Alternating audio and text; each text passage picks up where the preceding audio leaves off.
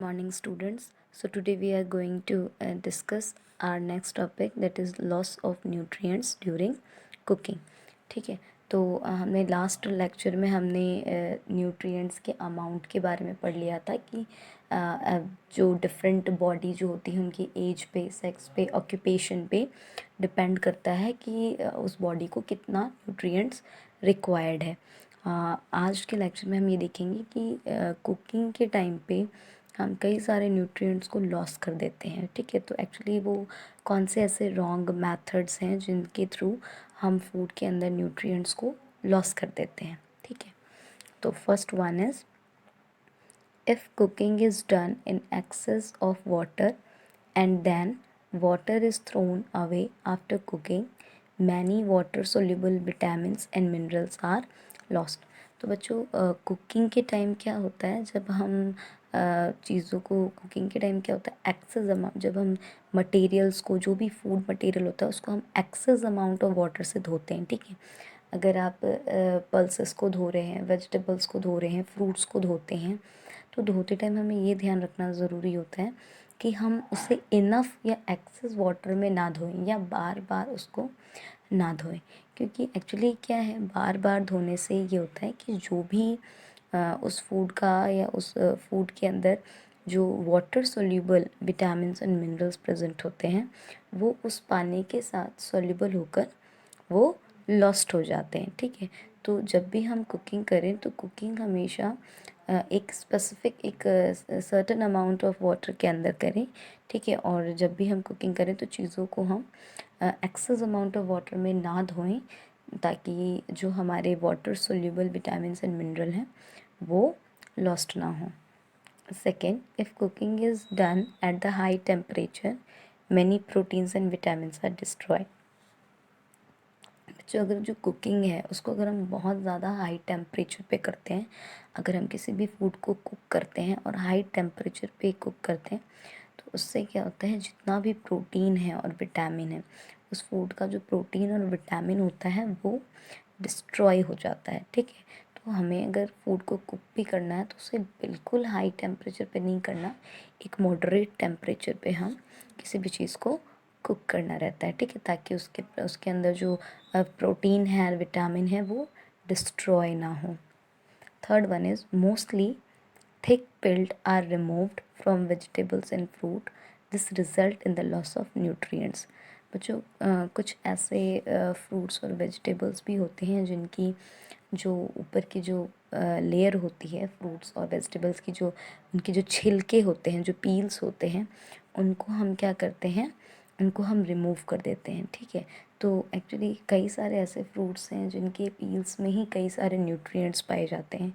कई सारे ऐसे वेजिटेबल्स हैं जिनके पील्स में, जिनके छिलके में बहुत सारे न्यूट्रिएंट्स पाए जाते हैं, और अगर हम उसे रिमूव कर देते हैं तो उसके साथ साथ हम कई सारे न्यूट्रिएंट्स को लॉस कर देते हैं। लाइक अगर मैं बात करूँ पोटैटो की, तो पोटैटो के पील्स में बहुत ज़्यादा अमाउंट ऑफ कार्बोहाइड्रेट पाए जाते हैं, स्टार्च पाए जाते हैं, बट हम उस पोटैटो के पील्स को क्या करते हैं, छील कर खाते हैं, तो उससे हमारा लॉस होता है। इसी तरीके से एप्पल, कई लोग एप्पल को भी पिल्ड आउट करके खाते हैं, जो कि बहुत रॉन्ग है, क्योंकि कई सारे वेजिटेबल्स और जो फ्रूट्स होते हैं उनके पील्स में बहुत सारे न्यूट्रिएंट्स होते हैं। तो हमें कभी भी मोस्टली ऐसे ज़्यादातर फ्रूट्स जो हैं उनको इतना पिल्ड आउट नहीं करना चाहिए। ठीक है, fourth one is, washing of some peeled and cut vegetables and fruits cause the loss of water soluble vitamins। जैसा अभी मैंने फर्स्ट पॉइंट में भी ये चीज़ बताई थी, उसी तरीके से इस वाले पॉइंट में भी बता रहे हैं कि जो भी वेजिटेबल्स और फ्रूट्स हैं, ठीक है, अगर हम उसे छीलते हैं तो छीलने के बाद क्या होता है, हम उसे कट करते हैं या छीलते हैं, उसके बाद हम उसे धोते हैं। ठीक है, तो अगर हम बार बार उसको वॉश करेंगे तो उस फ्रूट्स में और उस वेजिटेबल्स में प्रेजेंट जो वाटर सोल्यूबल विटामिन्स हैं वो विटामिन्स लॉस होने के चांसेस होते हैं। ठीक है, तो हमें ज़्यादा बार उसे वाटर से वॉश नहीं करना होता है, एक बार या दो बार, दैट्स इट। उससे ज़्यादा अगर हम वॉश करेंगे तो कुछ जो वाटर सोल्यूबल विटामिन्स होते हैं वो लॉस हो जाते हैं। Last, repeated washing of pulses and rice also causes the loss of water soluble vitamin and minerals। जो देखो इसी तरीके से जब हम पल्सेस दाल और जो राइस है चावल इनको जब हम वॉश करते हैं बनाने से पहले जब हम इनको वॉश करते हैं तो इनको अगर हम एक बार वॉश करते हैं तो इट्स इनफ, ठीक है। पर कई लोग क्या करते हैं इसे एक बार 2 बार या उससे भी ज़्यादा वॉश करते हैं।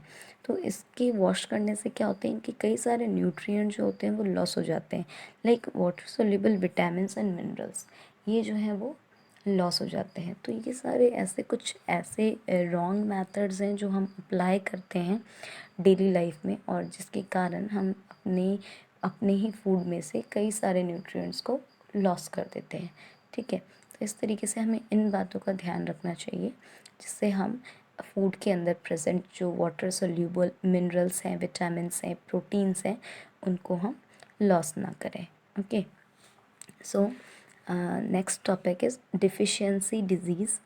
जो ये जो डिफिशियंसी डिजीज़ क्या होता है, तो बेटा जो भी डिज़ीज़ कॉज्ड होती है लैक ऑफ न्यूट्रिएंट्स के थ्रू, ठीक है। अगर हमारे बॉडी में कार्बोहाइड्रेट की कमी है, फैट्स की कमी है, प्रोटीन की कमी है, मिनरल्स की कमी है या विटामिन्स की कमी है, तो इन सभी न्यूट्रिएंट्स की कमी से कई सारे डिजीज़ेज़ हमारे बॉडी में होते हैं। तो जो भी डिज़ीज़ इन सभी न्यूट्रिएंट्स की कमी से होते हैं उन डिज़ीज़ को हम डिफिशियंसी डिज़ीज़ बोलते हैं, ठीक है। अगर हमारे डाइट में इन न्यूट्रिएंट्स की कमी से हमें कोई डिज़ीज़ हो रहा है तो वो डिज़ीज़ क्या कहलाएगा बच्चों? डिफिशियंसी डिज़ीज़ कहलाएगा, ठीक है।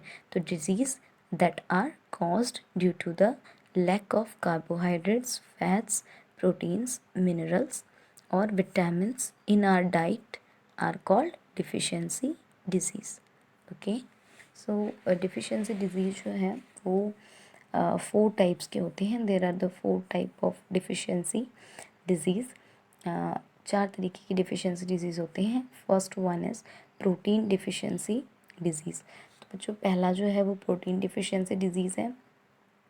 Actually, the deficiency of protein in diet leads to the disease called क्वाशिकोर, ठीक है। तो एक्चुअली प्रोटीन डिफिशियंसी डिज़ीज़ क्या होता है बच्चों? तो ऐसी डिज़ीज़ जो कि आपके डाइट में प्रोटीन की कमी से होती है, ठीक है।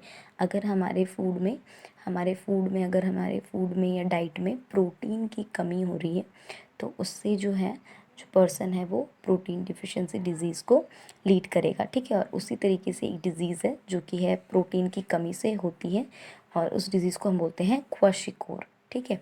तो क्वाशिकोर जो है वो कॉमनली जो है वो डिज़ीज़ जो है वो बच्चों में पाया जाता है और कितने कितने एज के बच्चों में पाया जाता है? मेनली ये 1 to 5 ईयर्स ऑफ एज, ठीक है।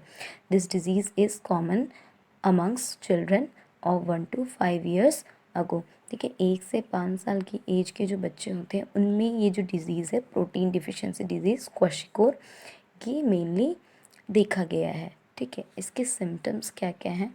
अगर ये डिज़ीज़ होती है तो इनके सिम्टम्स क्या क्या हैं? तो बच्चों सबसे पहला जो सिम्टम है वो है स्टंट ग्रोथ। एक्चुअली जो ग्रोथ है वो आपकी रुक जाती है, ठीक है, स्टॉप हो जाती है। सेकेंड, जो skin become dry and scaly, जो स्किन होती है बच्चों की वो बहुत ज़्यादा ड्राई हो जाती है, ठीक है। Third, hair become reddish and being to fall, जो बच्चों के जो हेयर होते हैं उसका जो कलर है वो रेडिश कलर का हो जाता है और काफ़ी ज़्यादा झड़ने लगते हैं, गिरने लगते हैं, ठीक है।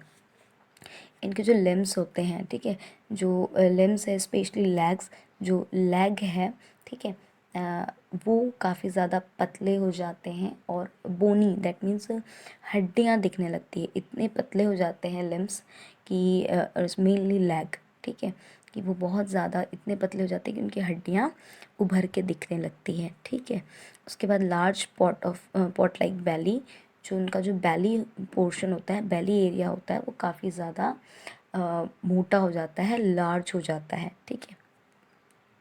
And sixth one is blinking eye, ठीक है, जो उनकी आई होती है वो काफ़ी ज़्यादा ब्लिंक करती है, ठीक है, काफ़ी ज़्यादा ब्लिंक करती है। तो ये सारे कुछ सिम्टम्स हैं जो इंडिकेट करते हैं